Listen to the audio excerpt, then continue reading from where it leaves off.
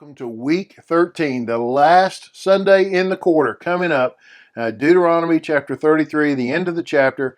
Looking forward to this passage. Thanks for watching. Thanks for sticking with us. Some of you have been with us through the whole quarter. God bless you for that. Thank you for teaching. Those of you who are teachers, well, I really appreciate you and all that you do in the life of the local church. So we're going to try to give you some help today. All right. Subscribe, like, comment. Tell us what you're teaching, where you're teaching from, all of that. Share the video with somebody else. Check out the first comment. So we continue to put a little short description along with some questions to ask. I hope that's helpful to you. And then if you want to support our work, go to give.exposedtochrist.com. Okay, we're going to look at Jeremiah 33. This is a poem from Moses. This is the blessing that Moses, the man of God, gave the Israelites before his death. Okay, here's the blessing from Moses, who is a man of God. We believe that, right? Before his death. Here's what he said before he died.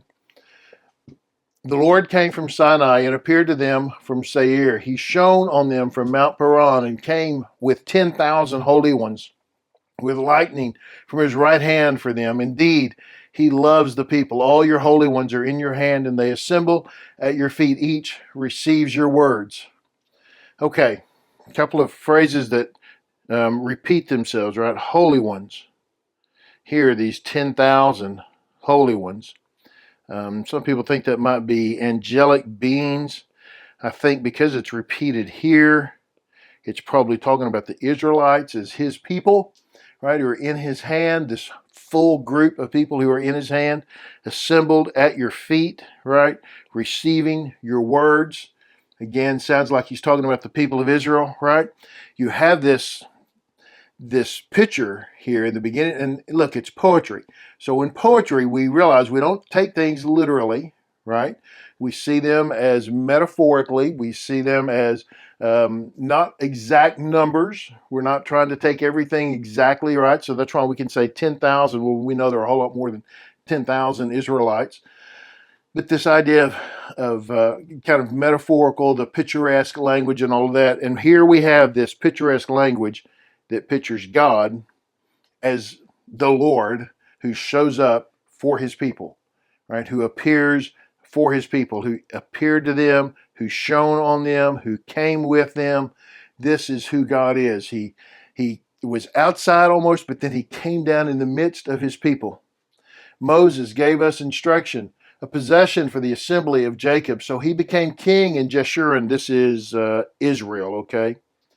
When the leaders of the people gathered with the tribes of Israel, this is God who became the king, right? Moses gave the instruction. That's Moses even talking about himself in the third person. I don't know about that, but a possession for the assembly of Jacob. He became king in Jeshurun, king of the Israelites, and the leaders of the people gathered with the tribes of Israel. They acknowledged him as king. They called him the king, and that is who he is. God is the king. And now, okay, look. We've gone from verse 4 and 5 to verse 26. So we've skipped, right? There is none like the God of Israel, again, who rides the heavens to your aid, the clouds in his majesty. The God of old is your dwelling place, and underneath are the everlasting arms. He drives out the enemy before you and commands, destroy. This is who God is. There is none like him. This final words, this blessing, that's what he says, right? This is a blessing that Moses gave. This blessing is to remind them of who God is. And the blessing for Israel is who God is. That he is their God. He is the God of Israel, the God of Jeshurun, who rides the heavens to your aid. Right? And think about this clouds. The cloud that would descend on the tabernacle, the cloud that led them through the desert, the cloud that led them out of Egypt. This God who came to their aid and rescued them in every moment. And pointing back, we can think about when God has come to our aid, when God has rescued us, right? The God of old is your dwelling place. He is your dwelling place, your refuge.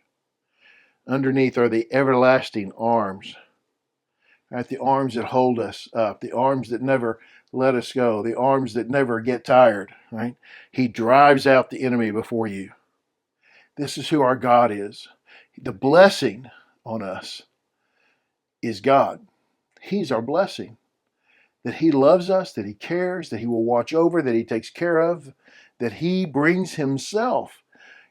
Really, what we need, what we seek, is not God's hand. We seek God's face. We want God's presence. For if we have God's presence, if I have God's presence in my life, then I'm good. And I trust He'll take care of all the rest. All the rest of this it's important. It's helpful, but it's not necessary. I need God. I need His presence. That's what we're longing for, right? And then the end part of what we'll look at today. So Israel dwells securely. Jacob lives untroubled in a land of grain and new wine. Even his skies drip with dew. How happy you are, Israel. Who is like you, a people saved by the Lord? He is the shield that protects you, the sword you boast in. Your enemies will cringe before you, and you will tread on their backs. Boy, here's a great promise to the nation of Israel, who is about to go into a very difficult, challenging, I think it's not hard to say scary for them. They've been 40 years wandering through the desert, and now they're about to take over. They're about to be a fighting army, unlike what they have been. I mean, they've been through some training and prep, but this is not going to be anything like they've done before. And God is going to have to be their refuge and their strength and their guide and their wisdom and all of that. But in the midst of what uncertainty they may feel, He says, Israel dwells securely. You don't have to worry. You are secure. Now, why? Because they have the Lord. The Lord is with them. And if the Lord is with you, then you are secure. You may not look like it from the outside, but inside you can know, well, God's on my side. Who am I afraid of? What do I have to fear? Right? It says Jacob lives untroubled. Untroubled. Now, we know what's about to happen, right? We've read Joshua. We know what's about to occur.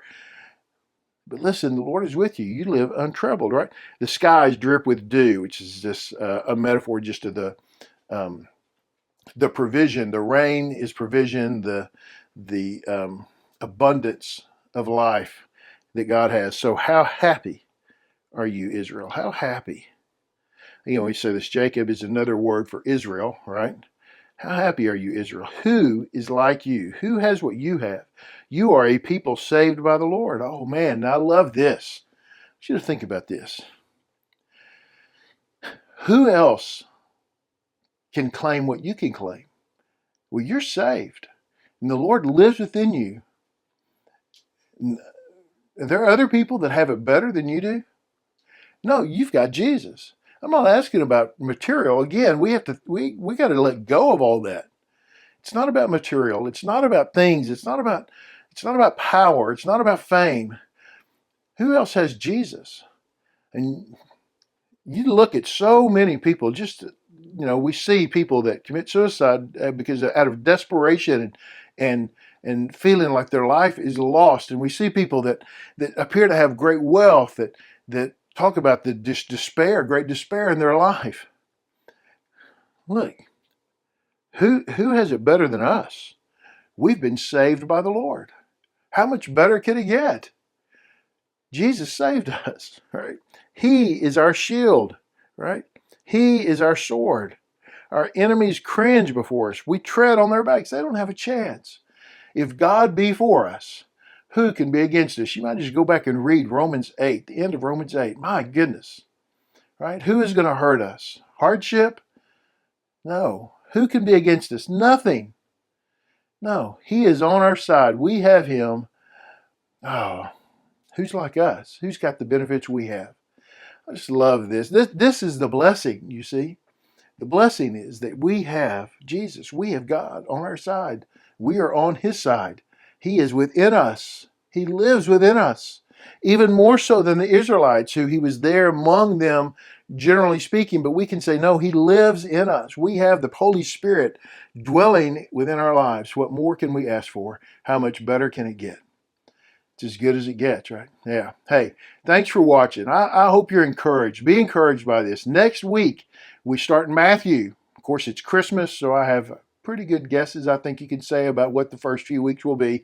But looking forward to getting into the book of Matthew next week. Thanks for watching. Be sure and subscribe, like, comment, share with somebody. Tell them if they're not already watching. and they're teaching this curriculum they need to be start watching next week. All right, thanks. We'll see you next time.